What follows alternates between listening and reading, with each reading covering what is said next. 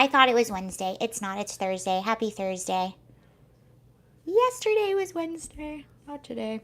Welcome. It's a little better, I think. I don't know. All right, that looks okay. Hey guys, welcome. If you're watching the playback, hi Tim. If you're watching the playback, I am just giving people a second to join the live. Hope everyone's having a really good week. Tomorrow is Friday.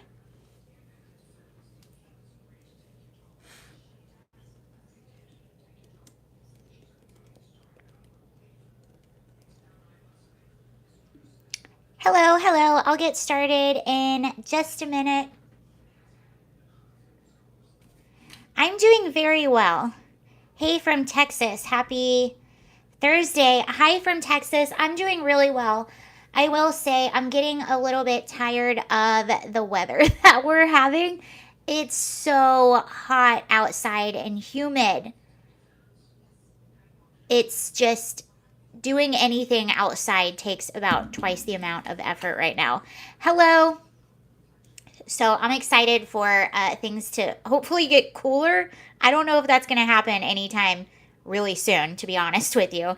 Yeah, it's been so hot. And we've been having rain. DeSantis is the man. Oh my gosh. We'll start with that. That is so funny. So we'll start with DeSantis and then go into Turning Point USA because I never actually talked about that. I believe that happened last week. If you don't know about that, I will get you caught up. We've had rain, but it's almost like it just makes it more humid. It cools it off for a second while it's raining, but then afterward, it just feels like it's even more humid than it was before. So, there's that. Okay, let's get started. So, I was going to talk about The View. There's two stories about The View. One has to do with Ron DeSantis, and the other one has to do with Turning Point USA. So, Turning Point, it's extremely hot by Virginia Beach. I believe it. So Turning Point USA it's a student organization run by political commentator Charlie Kirk. And it doesn't really have a political affiliation, but obviously it's American values, more probably Republican values. And they're like high school students, college students, and they recently had a really big event. And the View was criticizing this event in a very defamatory way. And Turning Point actually fought back with their attorney, and it worked. So I'll talk about that. The View invited Ron DeSantis, and he declined and sent them a pretty scathing letter. So we'll go through that. This Brittany Griner situation is really interesting. She just got sentenced. She just got sentenced to 9 years. So we'll look at that a little bit. That again is another story I had seen, but I never really looked into. And it's pretty shocking, this sentence for what she actually had. And then some new stuff from the new San Francisco district attorney that was appointed after Chesa Boudin was recalled. She's making a lot of waves with some of the things that she is doing in office. She's revoking some of the stuff that he did, which I find interesting. So we'll get into all that. But first, let's look at Ron DeSantis. This is so funny. And I really like his tactics. And I was watching an opinion. On him on Fox News, and they were saying, whoever his media team is or his publicity team who is surrounding him, they do a really good job. So imagine how well they would do if DeSantis actually decided to run for president. And it's pretty tied right now. I have a feeling if Ron DeSantis doesn't decide to run in 2024, maybe he would down the road. We don't know. But a lot of people, he is a favorite amongst a lot of people to run in 2024, and it's pretty even right now with him and Donald Trump. So that will be really interesting to see what happens. On the Democrat side, however, they literally have no one. Their favorites, I would guess right now, would be Gavin Newsom. And there was a publication that said, I need to know who exactly this is, that said AOC would be the best shot for Democrats in 2024. I don't know if she would be old enough by then. She might. I'm not sure. She would be right at the cusp. You have to be at least 35, I believe, to run for president, which is pretty young if you think about it. So that's who they have right now. They have AOC, which is kind of a joke. It was just one publication that said she was the favorite. And you have Gavin Newsom, which is also a joke. But again, do not underestimate Gavin Newsom's ability to charm kind of uninformed Democratic voters. He's young, he's well-spoken, he's good-looking, even though I can't stand the guy and I think he's greasy and I don't like anything about him. And he destroyed the state of California. All of those things, but don't underestimate him. And he's got a lot of power and money behind him. Anyway, let's talk about The View. I got off into a tangent.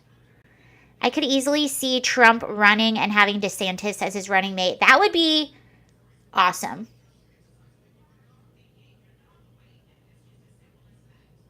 What about the the one with the blonde? Oh, Hillary. Oh, you mean Tulsi Gabbard? Is that who you're talking about? She does have a blonde streak in her hair. I think it's a birthmark. The Democratic establishment does not like her. Yes, that's Tulsi Gabbard. I love Tulsi Gabbard. She is one, depending on who she was running against, that is a Democrat that I could see myself voting for. Again, depending on who she's running against. I really like her. I think she cares about the people. I think she has principles. She's tough. But she is not liked by the Democrat establishment. And I think they did dirty to her, just like they did dirty to Bernie Sanders. And that really sucks because she primaried to run for president in 2020 on the Democratic ticket. She did the primary debate and she killed it in the debate against Kamala Harris. She, in a just world, in a world that wasn't as corrupt as our world, Tulsi Gabbard would have basically ended Kamala Harris's political career.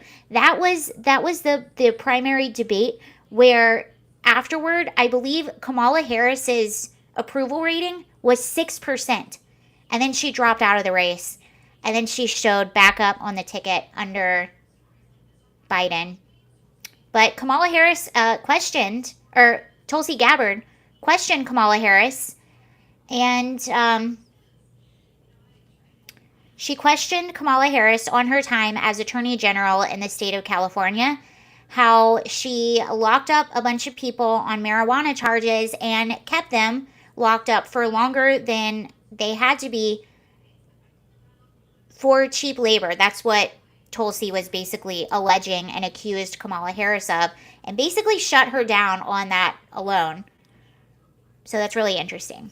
But it was basically after that, she had good polling numbers, but the Democratic establishment, they do not like her.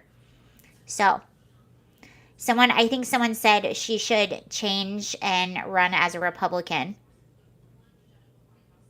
Didn't question her so much as called her out. Yeah, you're correct.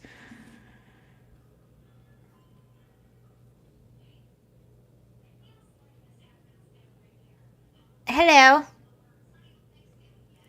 All right, let's look at what's going on with DeSantis in The View. Okay, so Florida Governor Ron DeSantis' office had a blistering response to ABC News' The View after the liberal daytime talk show asked the Republican governor to appear as a guest. Fox News Digital has confirmed that The View has extended an invitation to DeSantis, and Deputy Press Secretary Brian Griffin shared his office's official response to the offer. And it said, "Thanks for the invite. I understand that you are sending this request on behalf of your team." Hold on, I actually want to read it. That's how they broke it up.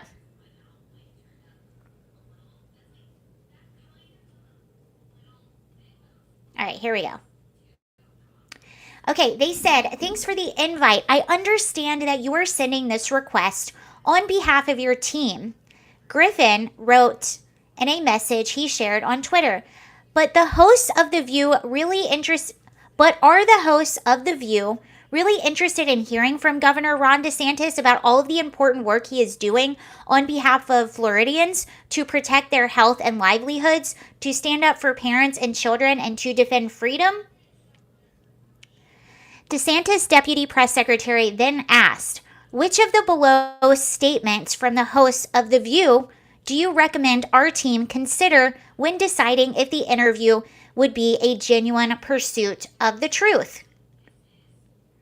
DeSantis' office offered 4 examples, including Joy Behar calling the governor a homicidal sociopath, Sunny Hostin declaring him to be a fascist and a bigot, Ana Navarro calling him anti-black, and Hostin criticized his policies as anti-black history laws. Griffin continued to write, we will pass on this offer. Also, please note, we don't coordinate appearances or events of a political nature from the official office. Our role is to serve the people of Florida. The View declined to comment when asked if the show received the email tweeted by Griffin. The program attacks conservative leaders on a regular basis, and DeSantis has emerged as a frequent target. Hostin at one point labeled him Death Santis for his coronavirus policies. Thank you very much, Brad. Hold on, let's read that. Thank you, Brad. He says, thank you for helping the conservative conversation of my lovely wife and daughter. My son and a non-pregnant male is also a huge fan. Thank you so much. I really appreciate that. I'm glad I can do that for you. Thank you very much.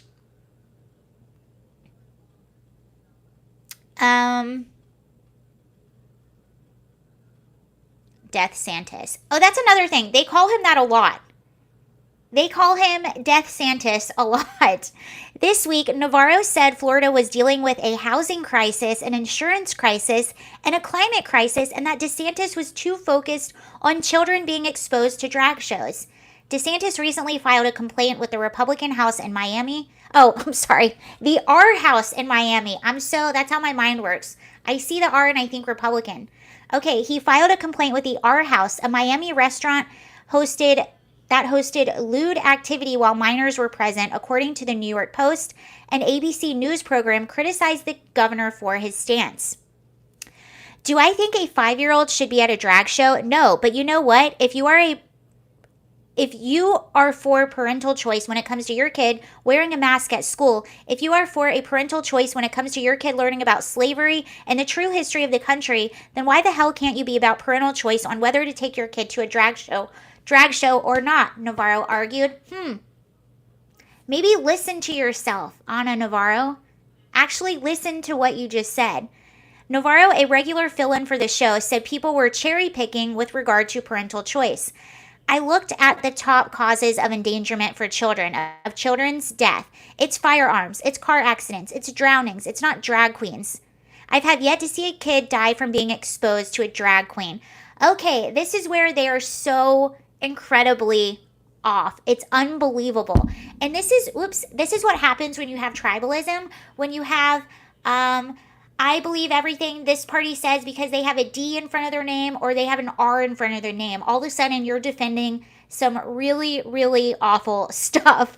That's what happens because now you're defending parents taking their kids to drag shows, which the drag shows that these parents are taking their kids to, these aren't the drag shows that have a man in drag wearing a long, sparkly gown singing Cher or Aretha Franklin. These are drag shows where they're wearing thongs and revealing clothes, showing parts, dropping it on the floor, bending over, shaking, and people are giving them dollars. This is like a strip drag show. It's not a drag show where adult men are singing show tunes or like empowering anthems or whatever. I think there could maybe be an argument for that type of drag show. You could maybe have a point and maybe have an argument. But that's not what's happening. Would you defend taking a child to a strip club or to see go-go dancing or anything like that? I don't think you would. But this is what they do. It's so funny. Okay, so they're calling him out for a housing crisis, an insurance crisis, a climate crisis, yet they never talk about Gavin Newsom in a negative sense at all when his state is literally crumbling.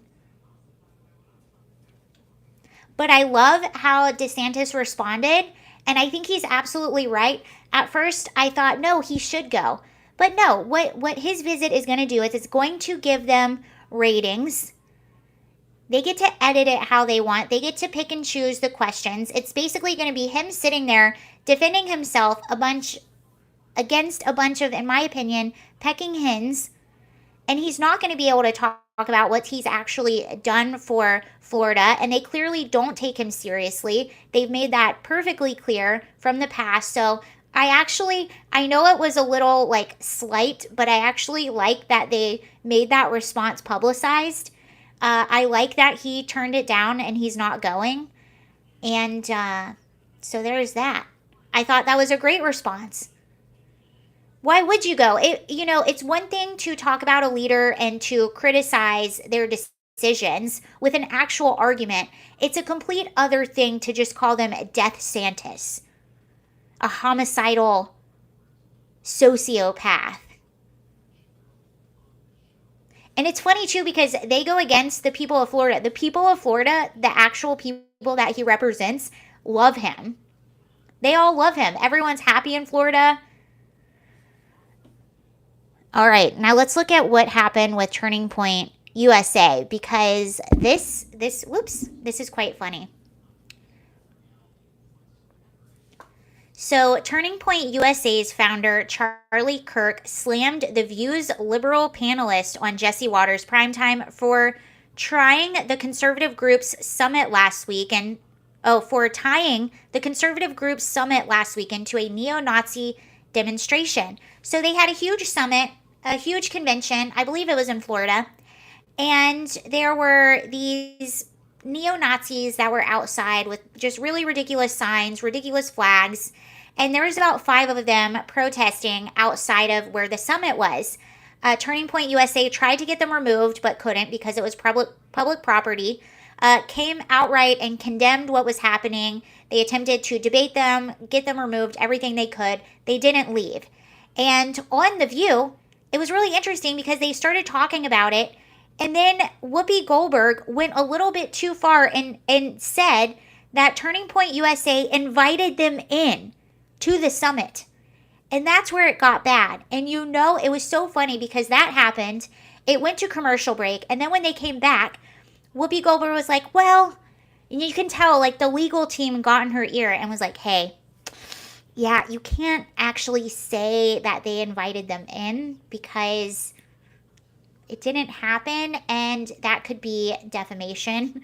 So after the commercial break, Whoopi Goldberg says, well, I didn't really mean that they invited them in. It was really metaphorical.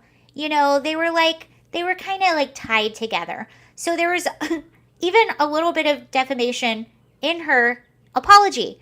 So then the lawyers, the legal team for Turning Point USA sent a cease and desist letter to The View and told them that they need to not talk about this. So The View actually took this seriously. And the next episode, they gave I don't know if it was an apology, but they basically corrected what they said. And this is what Charlie Kirk had to say about the situation. So he says, The View went after our 5,000 students at our event there of high school and college kids.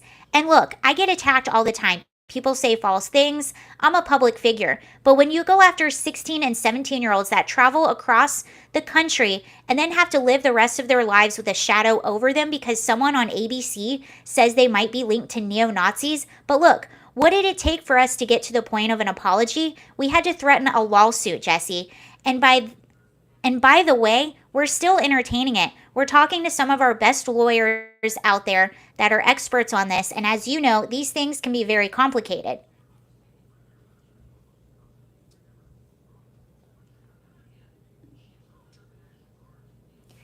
And I think what's good about this, and the reason I think that I I heard Charlie Kirk talk about this earlier, and he was actually surprised at how quick the response was and how quick the apology was from The View, and how quick they backtracked and actually gave a statement from Turning Point that says, we in no way associate with neo-Nazis. That is not true. What happened, we condemn. This was public property. We couldn't get them to leave. But I think the reason that the legal team on The View is reacting so swiftly to this is because of Nick Sandmann, is because of Kyle Rittenhouse, both who particularly called out The View. And I believe Nick Sandmann actually went after The View.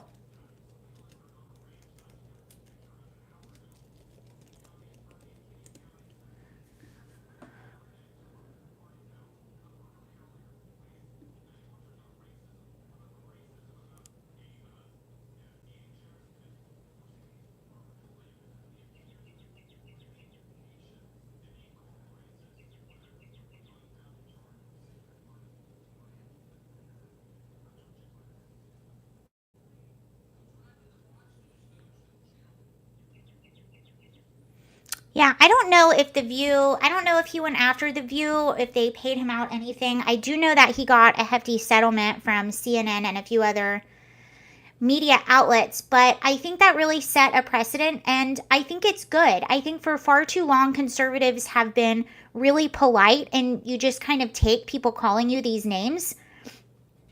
But now conservatives are starting to get a backbone, and when you do have a backbone, it works. They just have not had a backbone for so long. When you stand up to someone and say, hey, first of all, that's not true, you can't just go around and say that.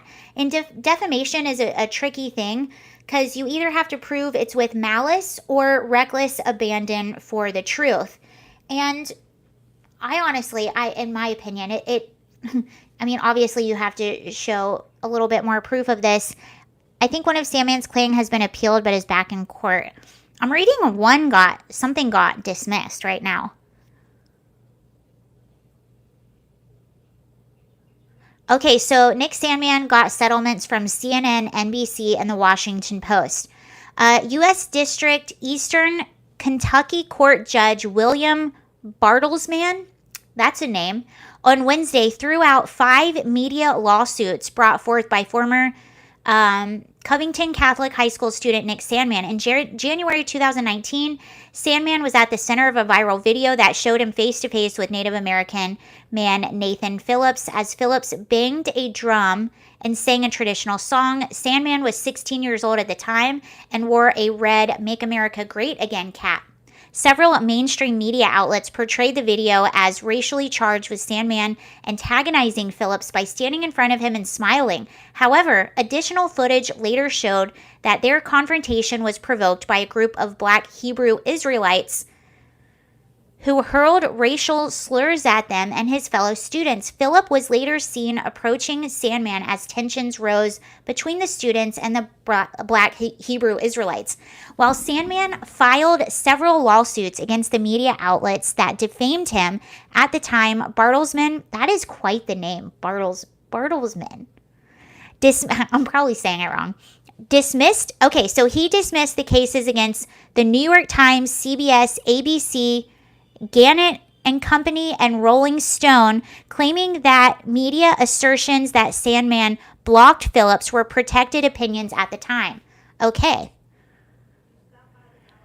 The media defendants were covering a matter of great public interest, and they reported Phillips' first-person view of what he experienced. This would put the reader on notice that Phillips was simply giving his perspective on the incident. Okay, that's interesting. Therefore, in the factual context of this case, Phillips' blocking statements are protected opinions. This holding moots all other motions before the court. Sandmann's attorney, Todd McMurdy, has said that he was disappointed by the decision and intends to file an appeal. Okay, you're right. Sandmann himself was quoted as saying, "We're fully prepared to argue the case in the Sixth Circuit." Sandmann posted a Twitter thread saying that he was disappointed. Okay, so this is Sandmann, and this just happened. This was July 27th that Sandmann posted this. He says, obviously the ruling yesterday was a disappointment for my family and I. I'm appealing the decision in the Sixth Circuit. Judge Bartlesman revisited the statements that I blocked Nathan Phillips and would not allow him to retreat. His job was to rule on the legal issue of what those statements were. If they were factual claims, I could proceed and a jury would then decide if they were defamatory. But if they were opinions, it's protected speech that I cannot sue for. The judge ruled that the media companies published opinion. The problem is, it isn't.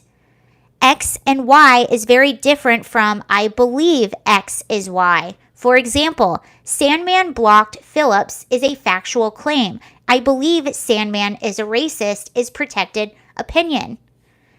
I should be able to proceed due to the factual claim the defending media companies made, which was used in conjunction with negative connotations of racism and harassment that defamed me. I wrote an op-ed recently in which I mentioned a defamation case being an uphill battle. This is why there is a complete, indisputable video evidence along with publications that present falsehoods. So, wow.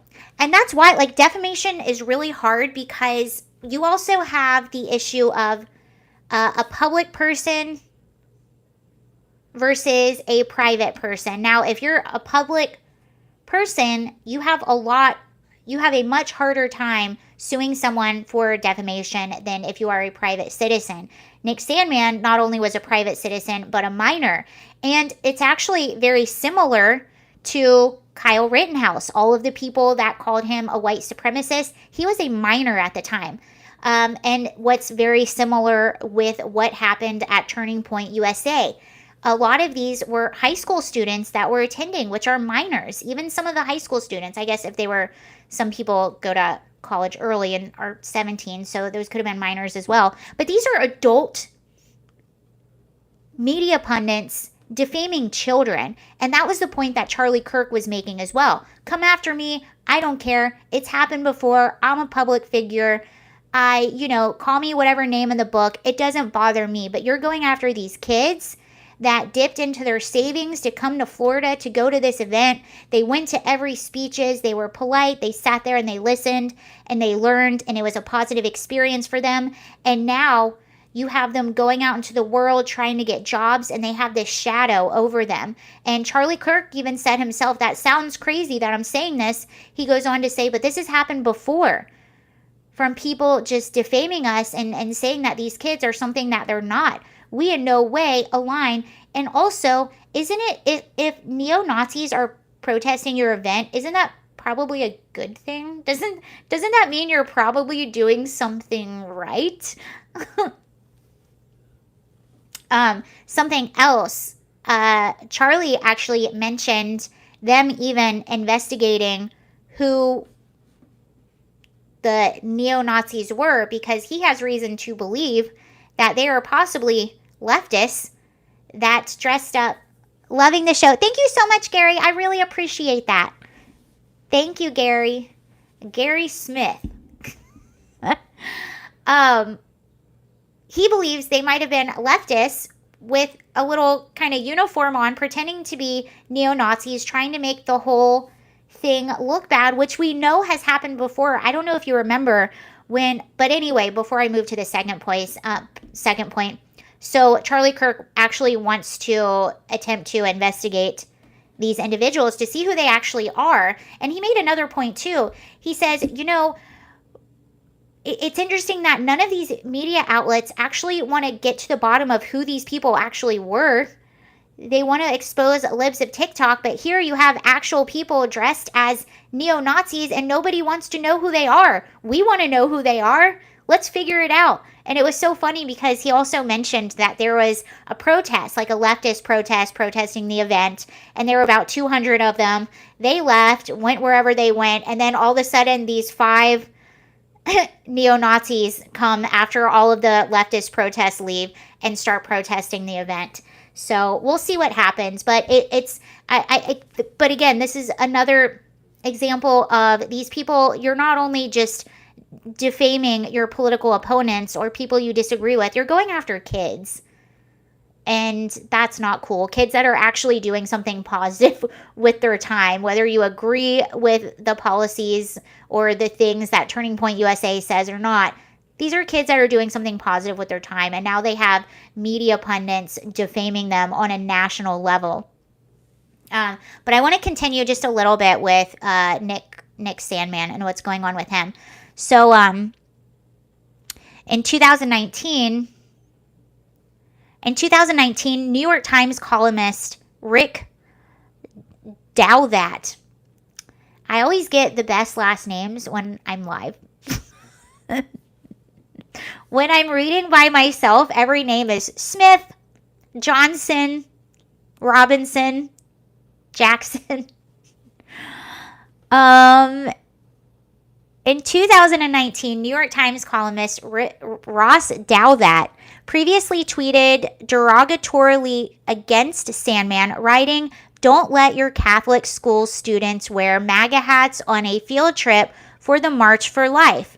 Fellow columnist David Brooks, who also appeared to dismiss concerns over media bias. These days, the social media tail wags the mainstream media dog. If you want your story to be well placed, and if you want to be professionally rewarded, you have to generate page views. You have to incite social media. The way to do that is to reinforce the prejudices of your readers.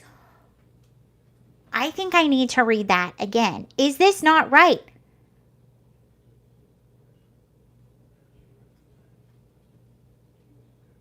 These days, the social media tail wags the mainstream media dog. If you want your story to be well placed, and if you want to be professionally rewarded, you have to generate page views. You have to incite social media. The way to do that is to reinforce the prejudices of your readers. How utterly messed up is that? That this is how our media works. And if you really look at it, you can see that. They want to get those page clicks to reinforce all these prejudices that you already have against the other people that are not even based in truth. Is this not what happened with Kyle Rittenhouse? I actually had a girlfriend, a very close girlfriend, that she had it on her. This was over the summer of 2020, obviously, like right after this happened, when all of these media outlets were just going nuts with Kyle Rittenhouse, calling him all kinds of supreme sandwiches, if you know what I mean. And a friend of mine, and I was very passionate about the Kyle Rittenhouse story, because the night that all of that went down, the night that it happened in Kenosha, I was following at the time a lot of I still follow them, a lot of independent journalists, and about 5 of them were actually in Kenosha while all of this was going down. And what they'll do when they were out like on the ground reporting on riots and stuff like that is that they would bring their phones, and you'll see like clips be uploaded throughout the night, like in real time. So I could literally just be on my Twitter when a lot of them were reporting in some of these like big riots. I could literally just sit on my Twitter, and it was like watching all of these videos come in real time. So it'd be like a minute clip or a 30-second clip, but they would be posting these as the night was going on. So as all of this was happening with Kyle Rittenhouse, I was kind of seeing it in real time via clips that were just posted by a lot of these journalists. And at first it was really confusing. You didn't really know what happened or how it started. But thankfully, like over time, there's a timeline, and now we know the exact timeline and what happened. But I did know one thing. I did know that Kyle Rittenhouse was not a white supremacist. I did know that he wasn't out to get anyone. I was pretty sure it was self-defense, although we just didn't have the timeline, right? So I knew all of those things that the media was saying were not true. I knew that. I didn't know everything, but I knew that because I had watched. I can't remember if it was Richie McGinnis, who works for the Daily Caller, or who it was, or if it was Drew Hernandez, but someone was actually there interviewing Kyle Rittenhouse before any of this came out. And he was like, yeah, I'm here to, offer medic to anyone to make sure all the, protesters are safe. And if they need anything, like I'm here to offer this, or, making sure nothing bad happens at, this gas station or whatever. And a friend of mine shared a picture of Kyle Rittenhouse after all this happened, when the media started going crazy. She shared a picture of Kyle Rittenhouse and was basically calling him a white supremacist. And so I messaged her and I was like, just so you know, like, this isn't true. Like, this is not true. This is not what actually happened. He's not this. There's no evidence to say that he is this thing. And she just wrote back to me and she was like, well, we can agree to disagree. And I was like, I'm literally telling you this isn't true. And I know. Like, it's just not true. The media is lying because of this, this, and this, and this. And I'm giving you the reasons as to why this isn't true. And she was like, I'm sorry, but that is how, when you go back to the media wants to reinforce the prejudice of your readers, that was reinforcing her beliefs. That was reinforcing her prejudice. And that story of Kyle Rittenhouse being the supreme sandwich or whatever. I try to be careful and not say things too many times on YouTube because censorship. She wanted to believe that because also, I think this is another layer of psychology that goes into why readers, they want to reinforce their own prejudice because it makes you feel better, right? I'm better than them. Like, I'm a better person than Republicans because Republicans support these people. So I'm better, you're bad. And I'm going to believe whatever my side tells me because that's reinforcing my prejudice. It's also reinforcing my idea that I'm on the side of good and you're bad.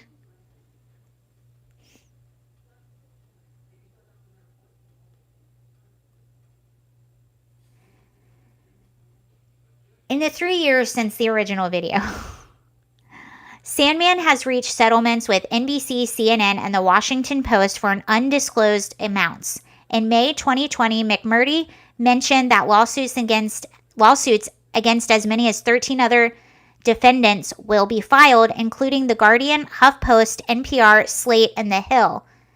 There has been no update on the results of those lawsuits yet. So there's that. That's what's happening with Nick Sandmann.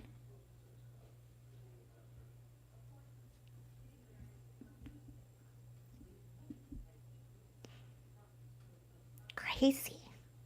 And by the way, not everyone that is a leftist is like that. Like there are some Democrats that are normal and they don't mind opposing opinions and they see through a lot of the hysteric lies and BS. To me, someone that believes without any evidence that Kyle Rittenhouse is a white supremacist and someone that believes without any evidence that,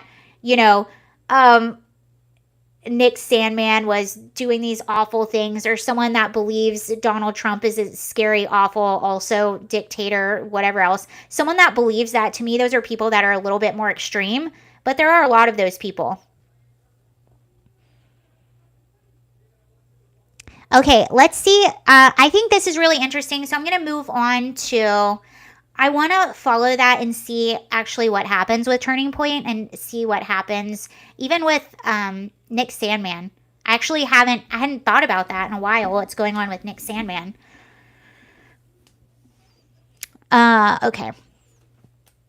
Okay, so San Francisco, we covered a lot. By the way, what's happening with George Gascon, I believe they are still counting or verifying all the signatures. So hopefully they will have enough verified signatures to kick off an election to recall George Gascon. That would be lovely. George Gascon is the district attorney in Los Angeles, by the way. So San Francisco actually did have a successful recall of their super progressive, soft on crime DA, Chesa Boudin. And since a new district attorney has been appointed, and what's really cool, her name is Brooke Jenkins. What's cool about her is that she actually worked under Chesa Boudin. She was a prosecutor. She decided to quit her full-time job to dedicate herself full-time to recalling Chesa Boudin. So now she is the new DA. I think that's pretty cool. So it says the San Francisco district attorney who replaced ousted woke DA Chesa Boudin revoked dozens of plea deals given by Boudin. In a news release, Wednesday, San Francisco DA Brooke Jenkins announced that she had revoked more than 30 plea bargains that Bodine, her far left predecessor, had offered to drug offenders during his administration. The reversals were a part of a broader policy unveiled by Jenkins, which would prohibit drug dealers arrested with more than 5 grams from being released to the city's so-called Community Justice Court. It would also impose enhanced charges for dealers arrested within 1,000 feet of a school and potentially seek pretrial detention for fentanyl dealers in extreme cases. Since 2020, nearly 1,500 people have died of drug overdose, in part because dealers have been allowed to operate with impunity, Jenkins said in the news release. The lethality of fentanyl presents a different challenge. We must immediately change course so we can save lives and hold people accountable for the havoc they are wreaking on our communities, like the Tenderloin and south of Market. Going forward, defendants holding lethal doses of fentanyl will face felony charges. In one case in which a plea deal was revoked, described by Jenkins in the release, a fentanyl dealer in the city's Tenderloin district was arrested with more than 100 grams of fentanyl. The drug dealer already had 6 open cases for dealing fentanyl in the Tenderloin. The dealer was previously referred to the Community Justice Court at least 5 times by Bodine's administration, despite not complying with the court's mandated requirements and violating the terms of a stay-away order from the Tenderloin district each time he was arrested. The dealer was offered a single misdemeanor charge in order to close all 6 outstanding cases. The release also pointed out Bodine's failure to prosecute drug crimes during his tenure. Remember, fentanyl kills about 150 people per day in the U.S. A review of outstanding drug cases published by the DA's office found that as July 2022, there were 157 cases involving narcotic sales currently in collaborative courts like the San Francisco Community Justice Court. More than half of those cases, 88 in total, involve fentanyl, and 40 defendants in those cases have multiple open drug cases. On top of that, data from the San Francisco Superior Court cited the release, showed that Bodine's administration did not obtain a single conviction for dealing fentanyl in the entire year of 2021. Even far-left Los Angeles District Attorney George Gascon's office obtained convictions in 90 drug cases in 2021. Jenkins' office reported, "That's interesting. How can you do worse than George Gascon? How can you be more lenient than George Gascon?" The new policy is Jenkins' latest move to reverse course from Bodine's administration. Shortly after assuming office in July, Jenkins fired 15 of Bodine's staffers, including Bodine's chief of staff, managing attorney, assistant chief of general crimes, communications director and policy advisor, director of data analytics and research, it's probably a good thing, and managing attorney of the Independent Investigations Bureau. She says, "Today I made a difficult but important change to my management team and staff that will help advance my vision to restore a sense of safety in San Francisco by holding serious and repeat offenders accountable and implementing smart criminal justice reforms." Bodine was overwhelmingly recalled in June. Fully 60% of San Francisco residents voted to recall the far-left DA, who had received support from left-wing billionaire George Soros. So for 60% of people to come out for a recall election, that's a really big deal. And it was so funny because it's sort of the playbook now. It's sort of expected that when you are on the left and you're getting a lot of criticism from your constituents, it's basically it's the playbook now to just automatically accuse them of being far-right extremists. That's what Gavin Newsom does. Chesa Boudin tried to do it. George Gascon is doing it. Basically, anyone does. That's the thing. That's what you do. But this is what's funny about Chesa Boudin. So he was blaming this recall on far right extremists, right? Right wing. It's the Republican recall. You're going to hear that a lot. It's the Republican recall. That's what the Gavin Newsom recall was. That's what Gascon's recall is. It's always the Republican recall. But this is what's funny about San Francisco is that there were not even enough registered Republicans to even meet the signature threshold that you would need to even kick off an election. But he still tries to call it. Like, San Francisco is a very, very liberal city. Very. So there were not, it is mathematically impossible that Chesa Boudin's recall was Republican. I think, hold on.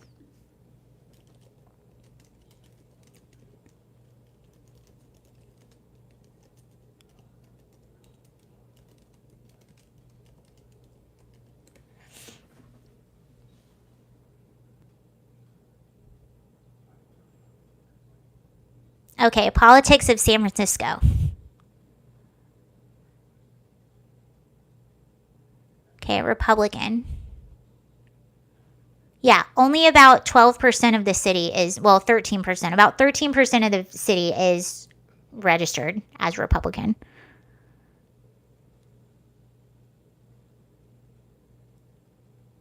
Yeah, so the closest numbers we have.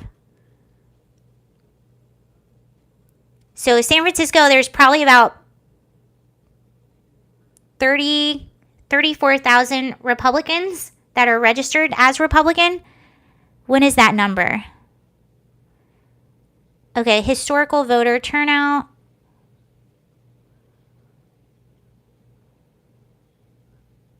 Yeah. In San Francisco, 85% of people vote Democrat. In San Francisco County, 85.3% of the people voted Democrat in the last presidential election. 12.7% voted Republican. So it is mathematically impossible that Chesa Boudin's recall was a Republican recall. And it was the same thing. I helped gather signatures for Gavin Newsom's recall election, and I met tons and tons of people. We had like a little table out, and we're collecting signatures in West Hollywood, California, and I met tons of people that signed, and they were all different political affiliations. They just were tired of watching their cost of living going up and their quality of life going down. And when you threaten people's sense of safety, that is one of the most basic functions of government, is to provide public safety. One of the and they can't even do that. That's when things get bad. That's when regular people who maybe normally don't pay attention to this stuff, that's when they start paying attention. That's when I started paying attention. Specifically in California, because I was like, and this was way before, this was maybe like, it was around 2015, actually. It was in 2015 when I started. So before I even started to research things, like really research things politically, I started noticing, because I walk a lot. That's why I lived in West Hollywood, because it's a very walkable neighborhood in Los Angeles. And that's what I loved about it. It was safe and it was walkable. But I started noticing back in 2015, wow, there are streets that I used to be able to walk down like 6 months ago that I can't walk down anymore. I don't feel safe because there's a new tent encampment that has popped up. And that's when I started looking into things like what's going on. And a lot of people don't know there was another attempt to recall Gavin Newsom before the big one. There was a failed attempt a while back. There might have been a few of them, but there was another failed attempt to recall Gavin Newsom. Okay, before we go, I have like 10 more minutes left. Before we go, I wanted to talk about Brittany Griner and her sentence. I think I'm saying her name correctly. And her sentence in Russia. I hadn't really been paying a whole lot of attention to this story, but what really caught me about this is she just had a vape pen on her. But let's look at what's going on. So, WNBA star Brittany Griner was sentenced to 9 years in Russian prison on Thursday. Russian prosecutors had argued that Griner, who was convicted of sneaking marijuana vaping materials into the country, should serve 9.5 years in prison. That is wild.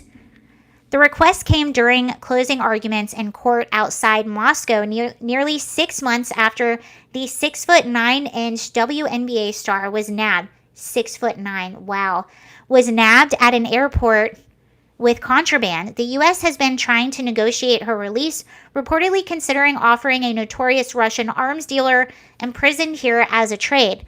I never meant to hurt anyone. I never meant to put people in jeopardy, the Russian population. I never meant to break any laws here, Brittany Griner said prior to the delivery of the verdict. I made an honest mistake, and I hope that in your ruling that doesn't end my life here. I know everybody keeps talking about political pawn and politics, but I hope that is far from this courtroom. Griner had already acknowledged having vape cartridges with cannabis oil in her luggage in a guilty plea last month, but Russian judges nonetheless have wide discretion in meting out sentences. She faced up to 10 years, and prosecutors sought most of that. Maria Blagovinila,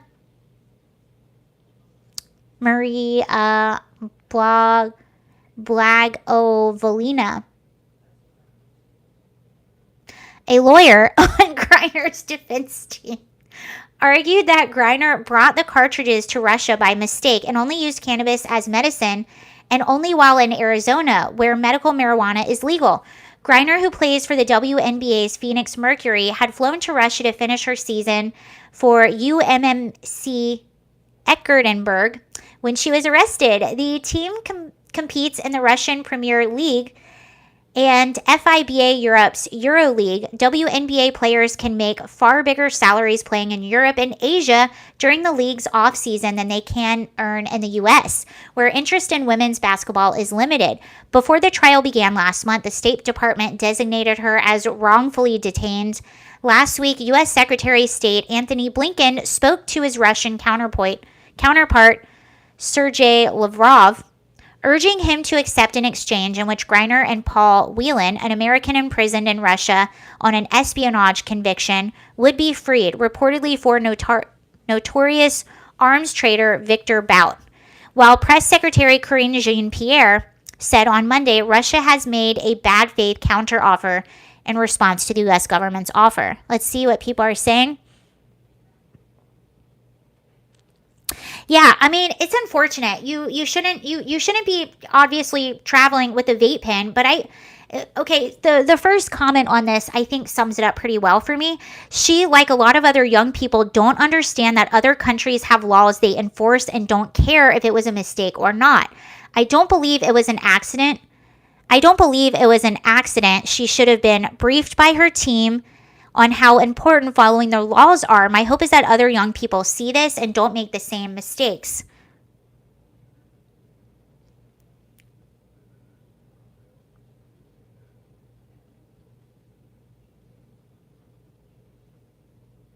Someone says, love everything about that. She knowingly brought drugs into an enemy of the U.S. Let her pay the price. Personal responsibility needs to make a big comeback in a big way in the U.S. Otherwise, we will continue.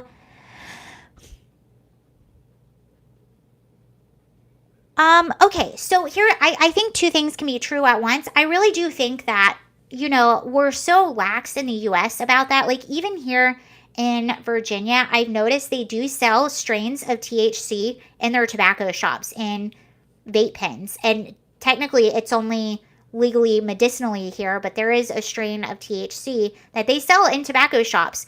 It's so lax here. And here, if you come from California and maybe forget that something's in your bag, I could totally see that being true. But this is what people do, because I have friends that do this. They'll travel with things in their bag, and then if they happen to get caught, they'll just be like, oh my gosh, sorry, 8 and 9. It's Delta 8. that they sell around here. And in California, it's Delta 9, which I think the only difference, correct me if I'm wrong, is that Delta 9 is a lot more potent than Delta 8.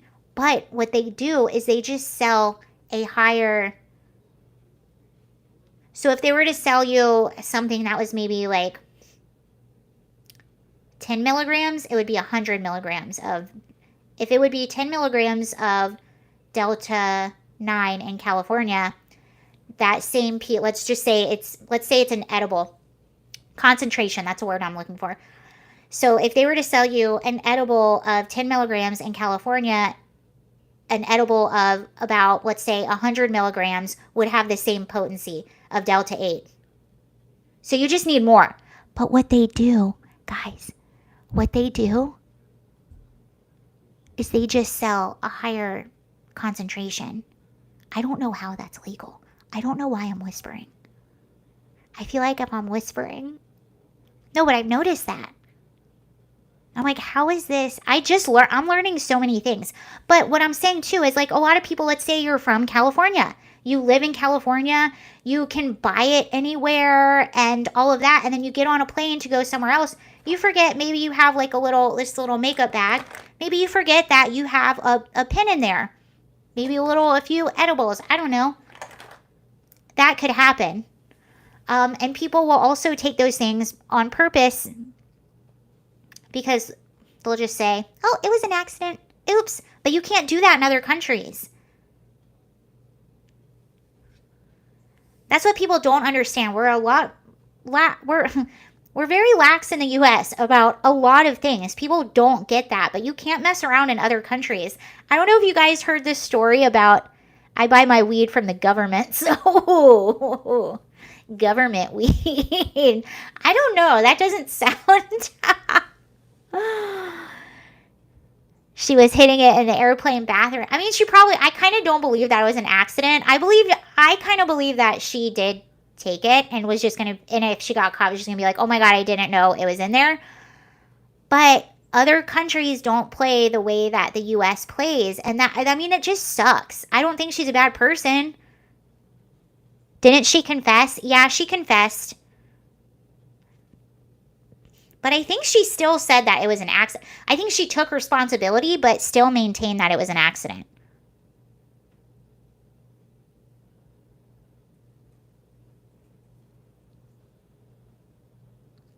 Okay, I like reading other people's. I'm so sick and tired of entitled Americans. You know what?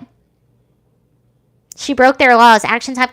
You're right, and that's what we forget, that other countries have laws. Do you remember? I don't know if you guys were watching the Johnny Depp Amber Heard trials, but there was something that Amber Heard got in trouble for going to Australia. She smuggled her dogs in. But Australia has very, very strict rules when it comes to bringing animals into their country. And remember, Australia is an island, so they don't have some of the issues that other countries that are landlocked have as far as like people coming there illegally and stuff like that. They don't have those issues. It's an island. And they're very strict about immigration. They're very strict about animals that come on. Oh, and plants. Okay, that makes sense. They're very strict. So if you bring an animal, it has to quarantine for a certain number of days.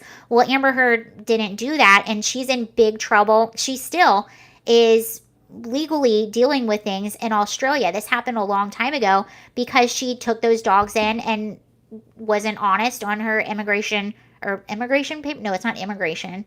I don't know, customs paperwork. She wasn't honest on her customs paperwork. And that is to us, we might hear that and think, oh, that doesn't seem like such a big deal. But it's a very big deal to them for very specific and good reasons. And she got in a lot of trouble. Someone said something right here I think is kind of interesting. I don't agree with all of it, but I just want to read it. Yeah, it is to them. And you have to respect the country that you're going to. Amber can go to jail. She's still, oh my gosh, that, I would love to see it. Okay, so someone said, I am so sick and tired of entitled Americans. They bash everything to do with our freedoms and our ways, and yet they think they can just get off by doing something illegal in another country. Is 9 years a lot? Yeah, but maybe that will give her 9 years to reflect on how good she had it in America. Personally, I think LeBron James needs to join her. All people who hate America need to be sent to another country. Get out and stay out if you don't like it, because there are people literally dying to get in. There's a point in that. That's harsh, but there's a point in that. You hear so many people all the time complain about how awful America is, how terrible as a country we are, and they don't realize how much freedom we have here, how much leniency we have here. Even with the whole abortion debate, even our strictest red states still are much more I don't want to say progressive, lenient, lax as far as abortion laws than a lot of countries in Europe. And people don't understand that. It's sad that I don't know. I mean, we'll see what happens. Will they give her back to the U.S.? Will she have to serve 9 years? I don't know. But, I mean, that's what happens when you don't take other countries' laws very seriously, especially a country like Russia.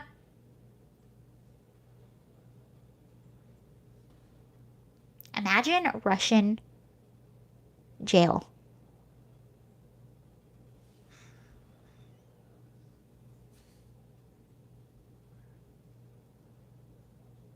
Go watch an Idiot Abroad China episode. Hilariously. Okay, so an Idiot Abroad, the China episode, is what we need to watch. Challenge accepted.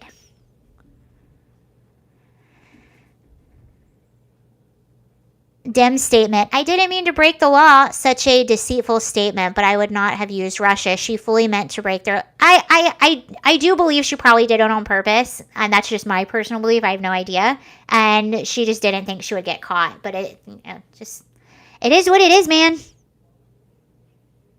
It is what it is. You have to be very serious about international laws. And, you know, we're used to being able to get away with things in the U.S. maybe. But hopefully that is a warning to other people. We'll see what happens with this. That is a lot. I mean, I feel bad. I want to see more comments. Why do people even go to places like North? Well, Brittany went to Russia because she competes or she plays internationally during the off season. I've actually met people that do that. They play basketball and just travel around Europe and other countries. Someone said, on one hand, this is extreme. On the other, she knowingly flaunted the laws of a foreign country because she thinks the rules don't apply to her. I really don't care about this woman, but definitely don't want the U.S. to make some kind of concession to get her back.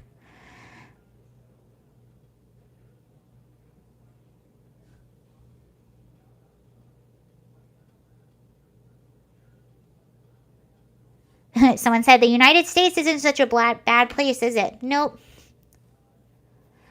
All right, you all. Well, I've been on here for an hour. Thank you so much for joining. I actually would like to stay later, but I do have to be somewhere. Check out Jim Comedy Special. You love the brutally honest, funny perspective. Okay, I'll watch that. Jim Brewer. I love Jim Brewer. Although every time I see him, all I think about is Half Baked. Even still. I just can't get out of my head. It's a good movie. Dave Chappelle was in Half Baked. I keep forgetting about that. All right. Thank you so much. Yeah, Tianan says, we definitely have problems in the legal system, but definitely not as bad as that. Agreed. Of course we have problems. This is what Democrats don't understand. They think that any flaw that America has means that we're just all inherently bad. Like, yes, America has problems. America has flaws. Our criminal justice system has flaws. Clearly, our government has flaws. That's all we talk about. But it's a pretty good place. Okay, thank you so much, you all. A new special. Please check him out. The newest comedy special. Jim Brewer. Okay. All right, I'll see you all later. Have a great day. Bye, everybody.